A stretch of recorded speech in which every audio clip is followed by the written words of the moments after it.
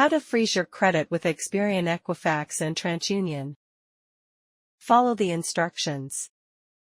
Go to the Experian Credit Freeze Center website. Create an account or sign in if you already have one.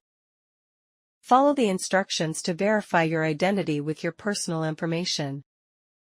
Submit the request to freeze your credit. Go to the Equifax Credit Freeze page. Create a My Equifax account or sign in to your existing account.